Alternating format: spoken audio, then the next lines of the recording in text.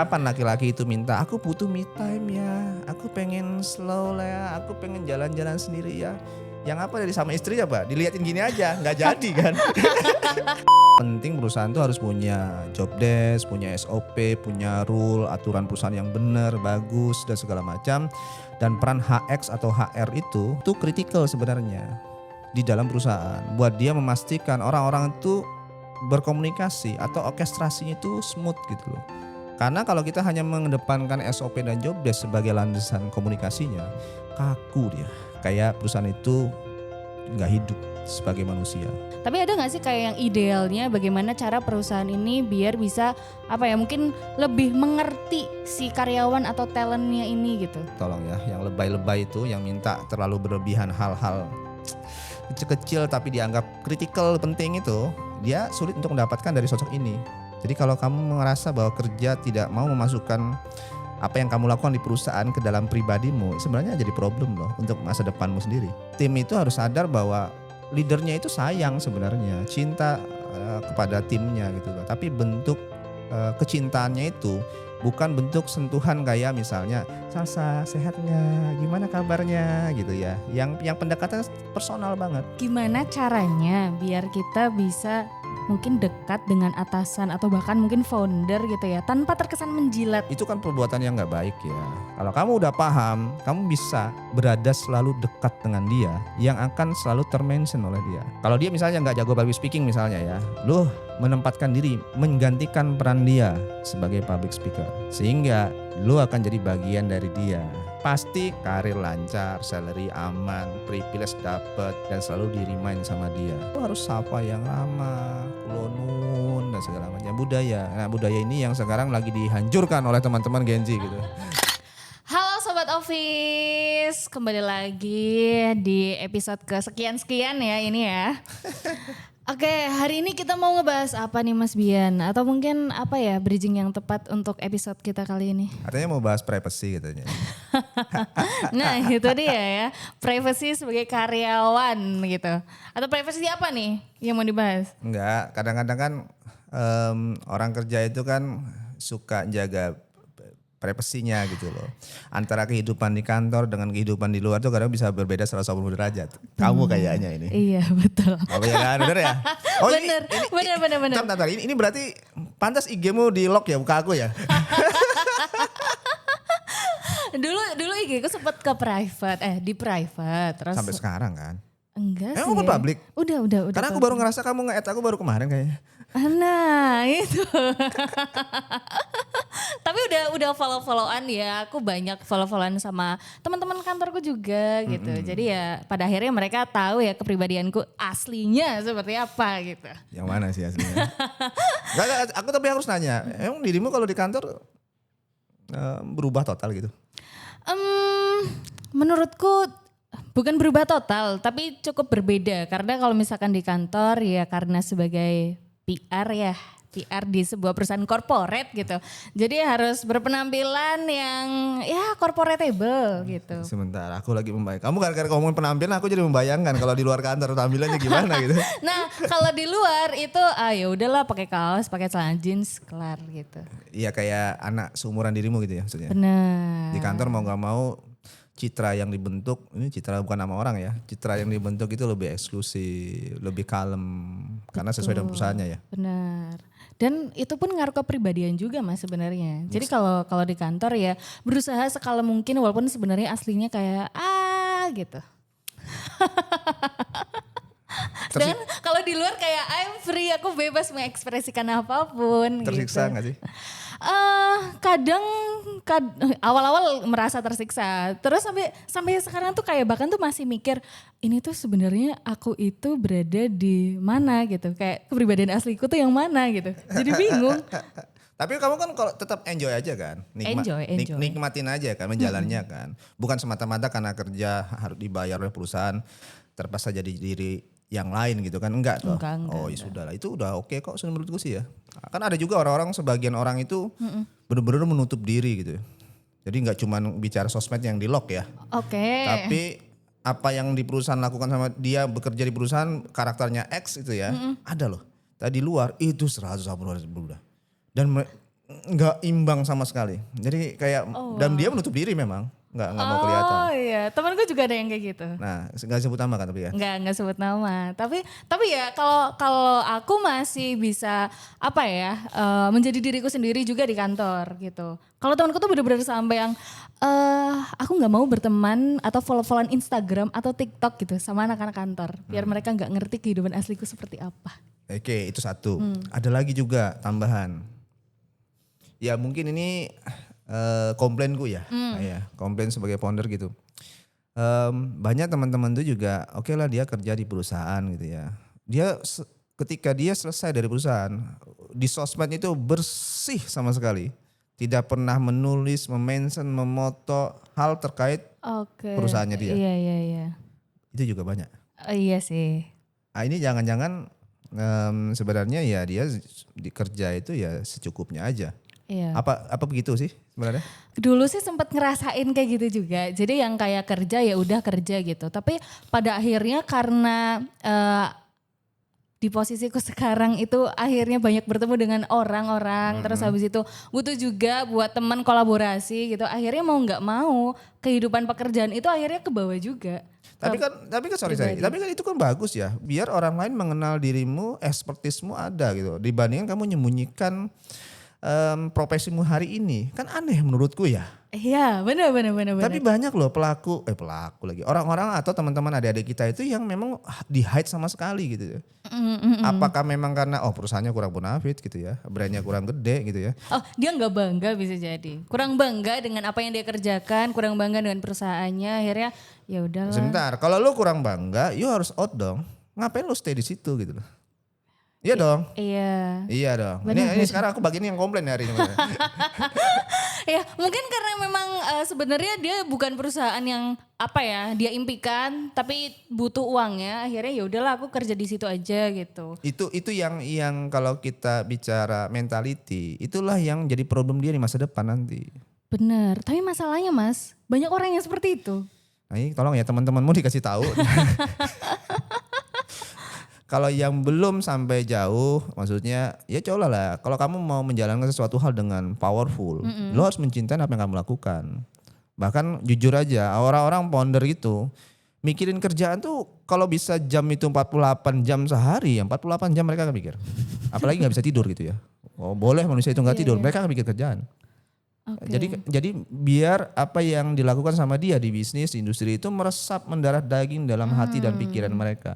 Sehingga ketika menjalankannya dengan totalitas. Nah memang teman-teman itu ya seperti yang kamu sampaikan. Ya kerja itu ya 9 to 5 aja. Aku bukan berarti membilang bahwa lu harus lembur, lu harus kerja. Bukan ya, tapi 9 to 5 aja dah. Selesai itu ya dunianya udah berubah.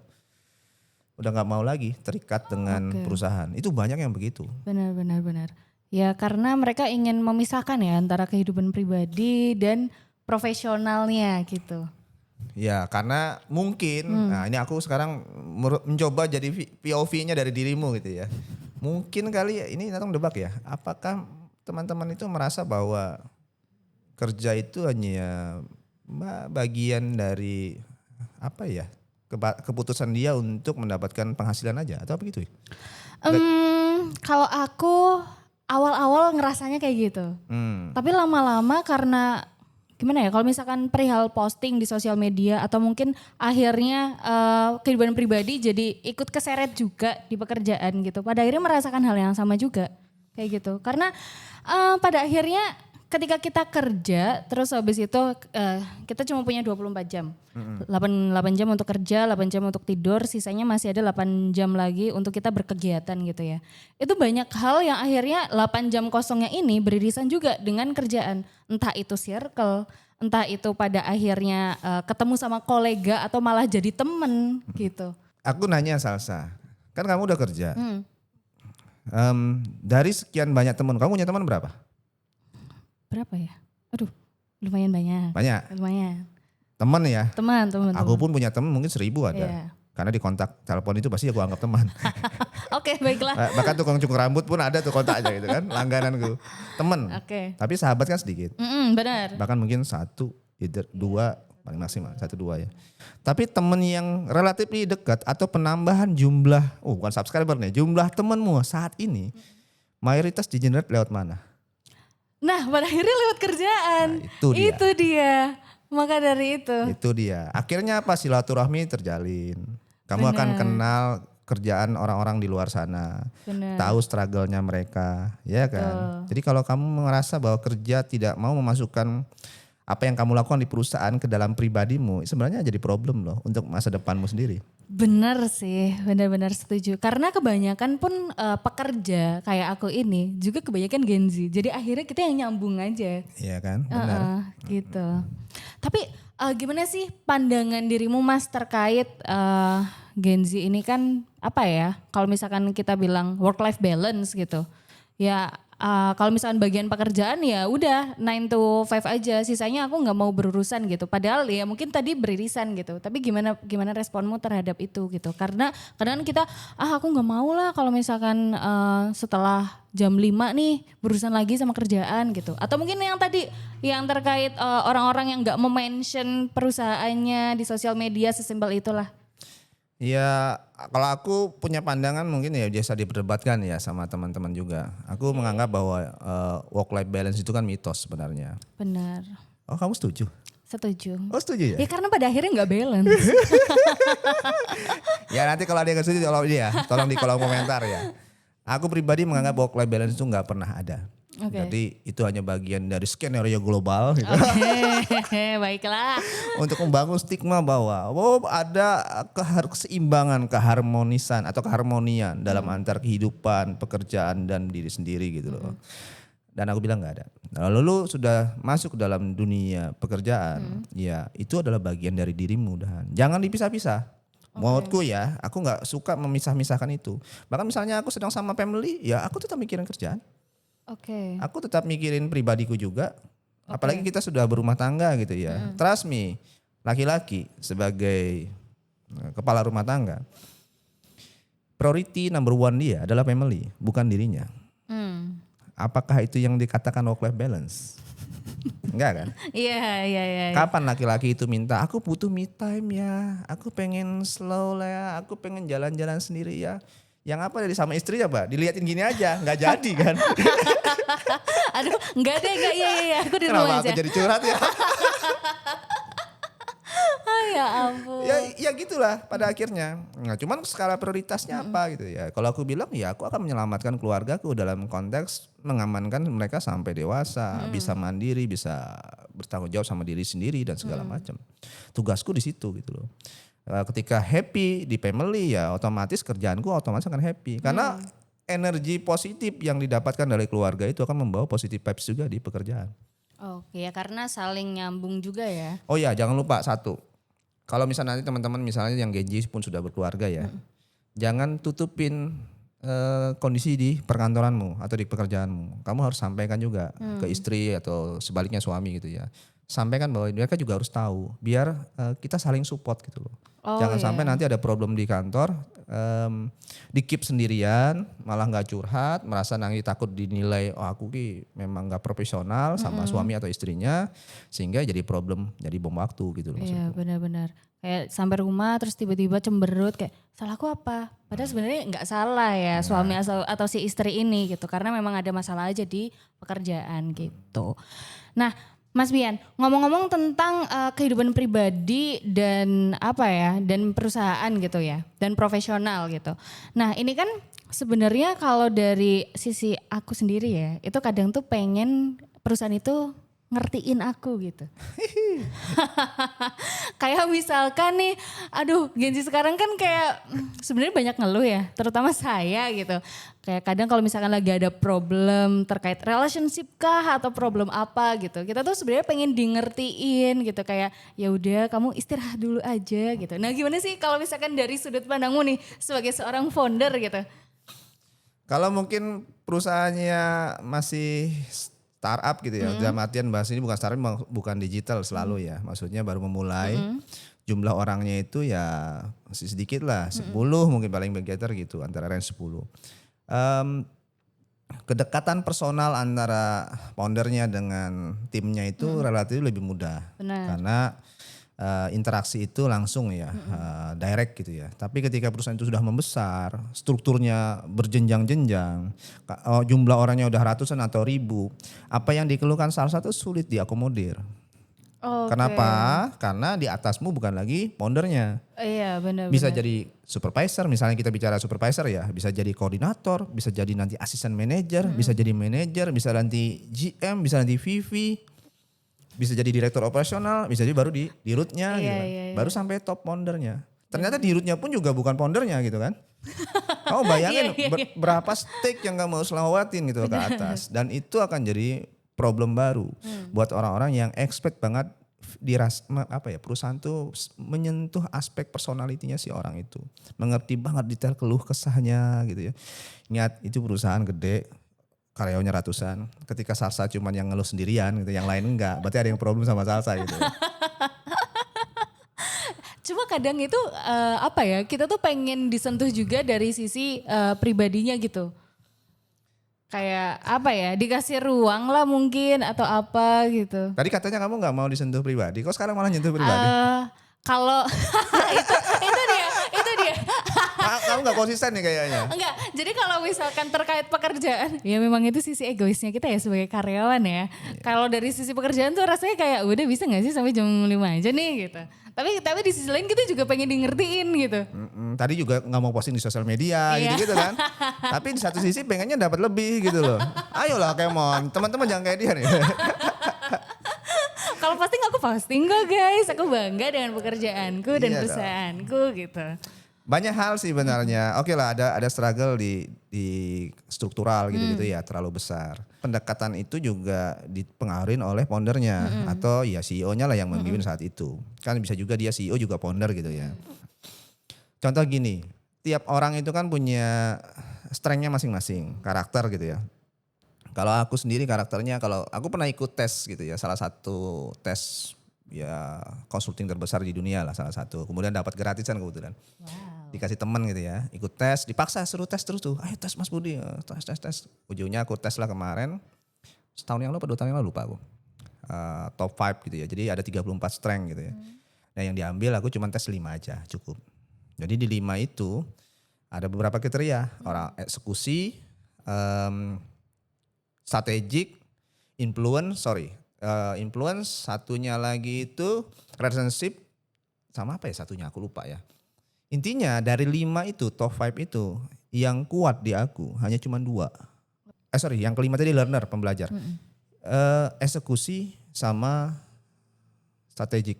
Jadi di kolom 5 strength itu dikumpulkan jadi satu, itu cuman eksekusi sama strategic isinya. Kamu bayangkan ketemu founder atau CEO gitu ya, yang otaknya hanya memikirkan inovasi, strategik, eksekusi, bukan empowering orang, bukan yang influence, yang pengaruhin suka tampil sosial media dan segala macam. Jadi ekspektasi Salsa itu akan sulit diakomodir. Oke. Dia bukan berarti nggak punya pendekatan untuk merangkul orang-orangnya ya, bukan. Tapi bentuk cara dia merangkul itu adalah dalam bentuk eksekusi, role model, contoh. Buat orang-orang yang terlalu lebay ini tolong ya, yang lebay-lebay itu, yang minta terlalu berlebihan hal-hal kecil-kecil tapi dianggap kritikal penting itu, dia sulit untuk mendapatkan dari sosok ini.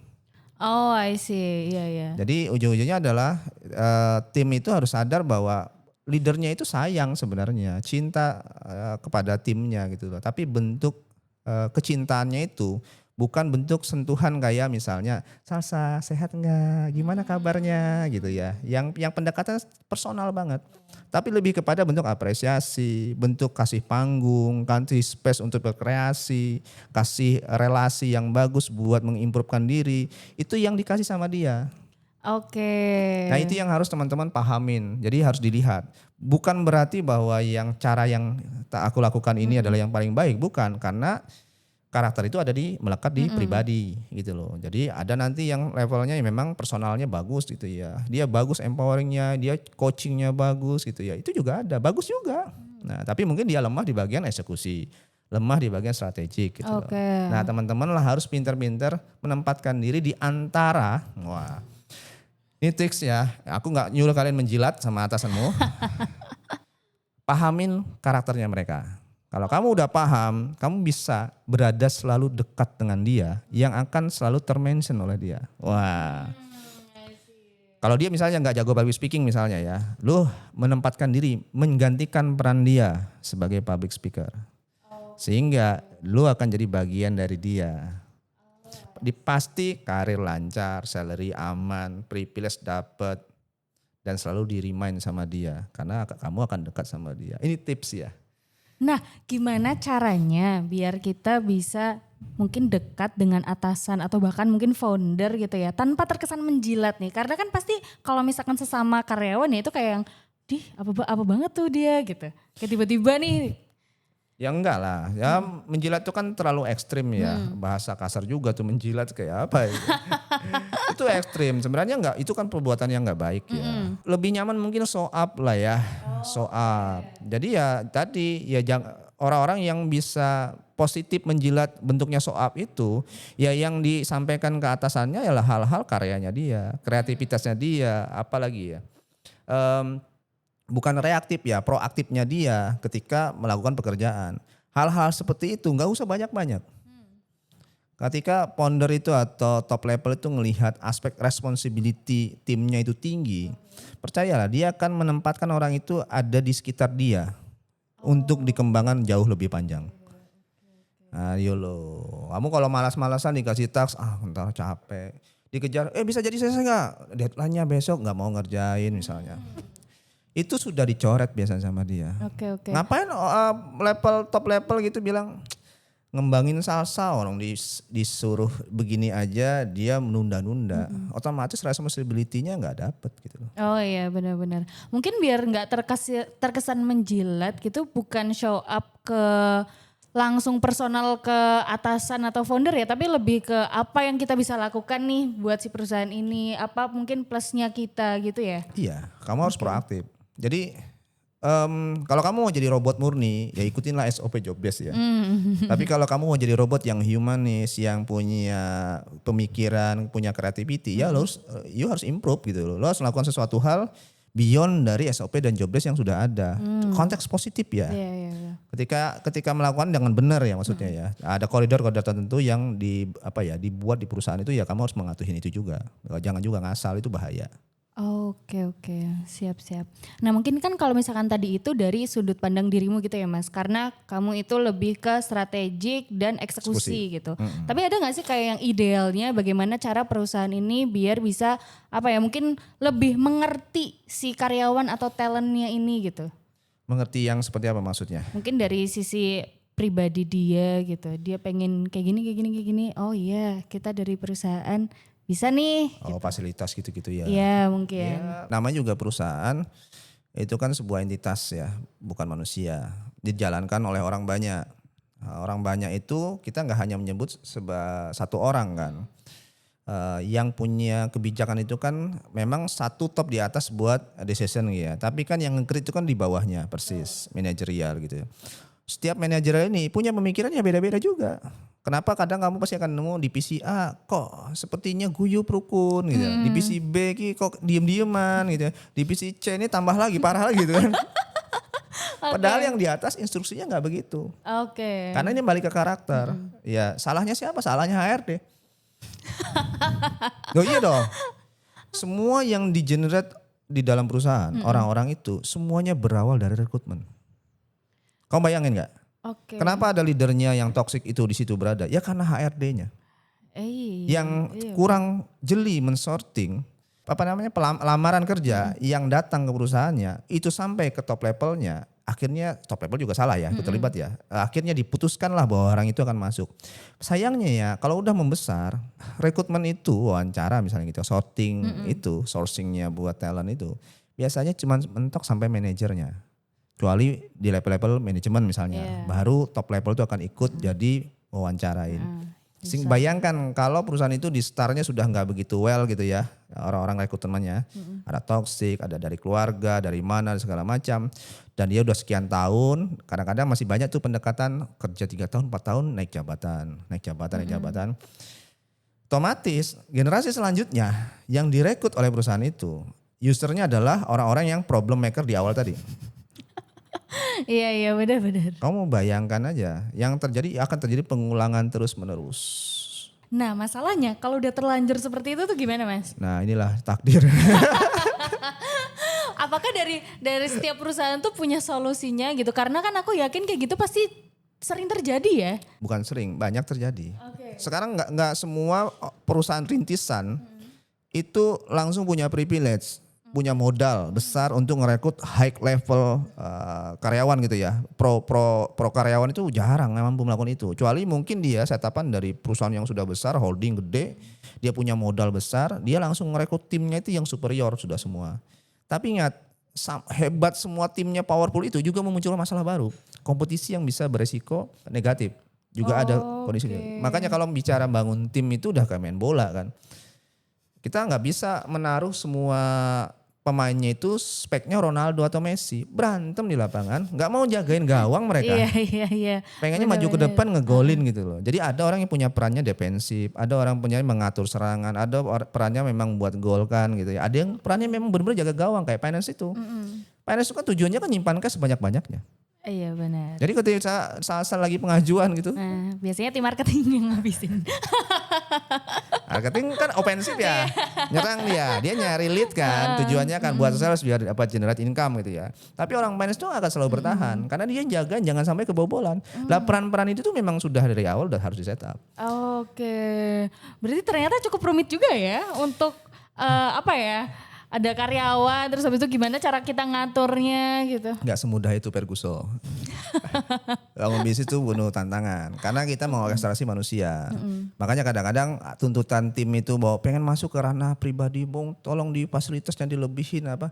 Kita kadang-kadang udah jelimet duluan mikirin itu gitu loh. Karena yang menyampaikan kembali pesan, wah ini kayak udah ini aja nih. Wahyu dari top level itu sampai ke bawah itu kan melewati beberapa fase. Kau lo pernah gak sih main games dulu itu biasanya ada orang berjajar banyak. Nanti yang di depannya tutup kuping gitu ya. Oh iya. Yang belakang ngasih pesan, Iya, bisikin sampai ujung apa jadinya? Biasanya salah ya. Itu yang terjadi di organisasi juga. Oke. Itulah kenapa penting perusahaan itu harus punya job desk, punya SOP, punya rule, aturan perusahaan yang benar, bagus dan segala macam. Dan peran HX atau HR itu, HX itu human experience ya. Itu kritikal sebenarnya di dalam perusahaan. Buat dia memastikan orang-orang itu berkomunikasi atau orkestrasinya itu smooth gitu loh. Karena kalau kita hanya mengedepankan SOP dan job desk sebagai landasan komunikasinya, kaku dia. Kayak perusahaan itu nggak hidup sebagai manusia. Benar, apalagi sekarang kayak Gen Z udah mulai bekerja ya dengan segala tuntutannya gitu. Iyalah kan kita tahu anak adik-adik kan tontonannya kan yang mewah gitu Iya, ya. Ekspektasinya tuh udah pengen happy dulu besar gitu ya. Tapi dia ketika di lapangan dia harus berhadapan dengan orang-orang yang nggak sefrekuensi sama dia. Hari ini baby boomers ex milenial itu kan masih mendominasi di pekerjaan. Betul. Gen Z itu adalah newcomers sebenarnya. Benar. Pendatang baru nih. Yang di mata orang Gen Z nggak happy sama milenial ke atas, di mata milenial ke belakang nggak happy dengan Gen Z.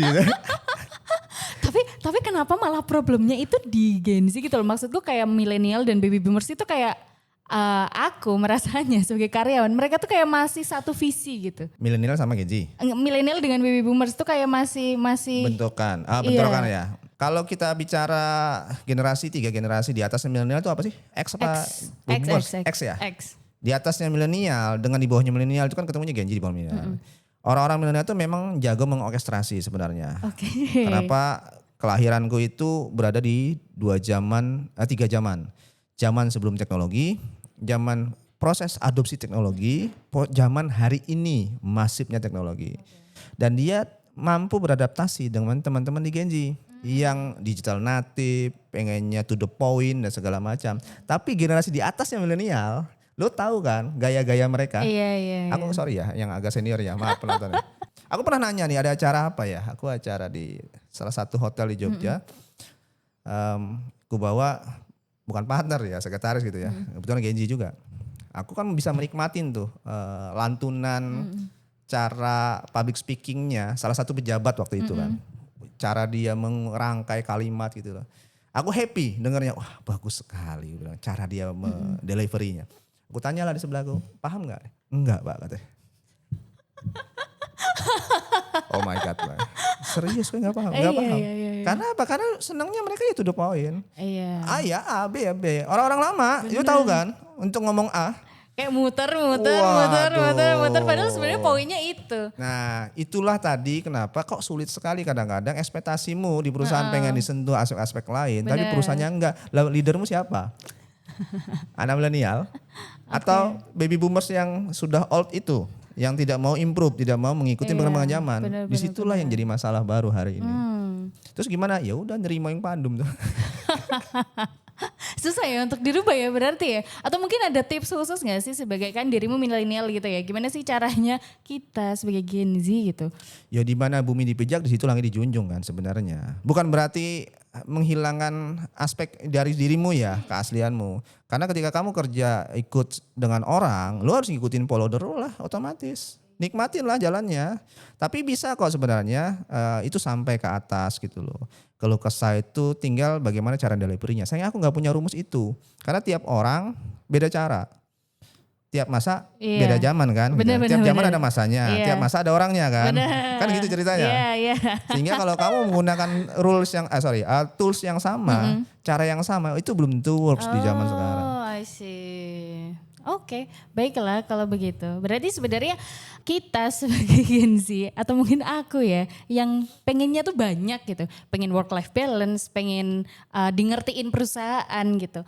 Ya pada akhirnya kita hanya bisa menerima sebenarnya dan ya udah nggak usah terlalu banyak minta lah. Kita selesaikan saja diri kita sendiri gitu kali ya. Aku sih yakin ya, kalau misalnya Gen Z ini pada akhirnya generasi yang sekarang dirimu itu besok akan mendominasi industri gitu ya. Bukan berarti nggak akan survive ya. Oke. Aku yakin survive. Tapi aku lagi membayangin sih lucunya kalian nanti ketika ekspektasi Gen Z di-lead sama Gen Z gitu loh.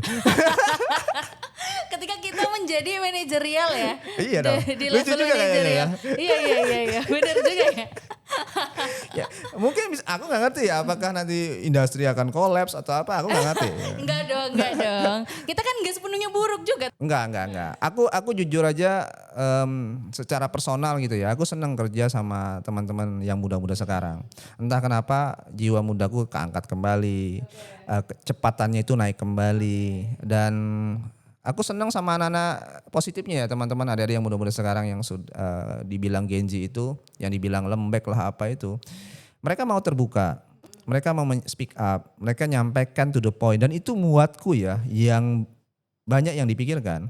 Itu menghemat waktu untuk kita berdrama mencari kenapa dia seperti ini gitu loh. Oke, karena memang kita ya lebih suka transparansi aja Dan ya. aku suka itu jujur aja. Tapi buat sebagian orang leader menganggap bahwa keceplas-ceplosan itu sebagai bentuk cara mengaspirasikan sebuah ketidaksopanan. Iya itu dia. Ada yang bilang lewat gitu ya, nggak salam, nggak apa. Ya kita orang timur memang. Orang-orang yang senior itu melihat bahwa lu harus sapa yang ramah, kulonun dan segala macam budaya. Nah budaya ini yang sekarang lagi dihancurkan oleh teman-teman Gen Z gitu. Ayolah. Kita ya sebagai Gen Z, kita kembalikan lagi budaya timur itu sedikit-sedikit kali ya. Nah pertanyaan terakhir, gimana caranya biar kita ngeblend tapi tanpa terluka sisi ego Gen Z-nya ini? Ya itu butuh proses. Oke. Nggak ada yang instan. Lu harus nikmatin perjalanannya, dicoba pelan-pelan. Nggak ada yang tiba-tiba dibalik sedemikian kurva. Aku tahu ego itu memang berat dilawan. Bener. Lebih banyak bersyukurnya, nikmatin perjalanannya. Aku yakin Baiklah. rezekimu bahkan lebih mudah mengalirnya ketika kamu mau membuka diri ke orang lain. Oke, baiklah kalau begitu. Terima kasih Mas Bien atas segala informasi dan diskusi kita ya pada siang hari ini. Ya mungkin teman-teman nanti nontonnya bisa malam, pagi, bebas ya. Mungkin itu dulu aja ya dari kita. Oke, terima kasih banyak teman-teman. Jangan lupa Ya subscribe, like, share. komen di bawah Komen di bawah ini. ini. Oke, thank you teman-teman semuanya. See you. Dah. Bye.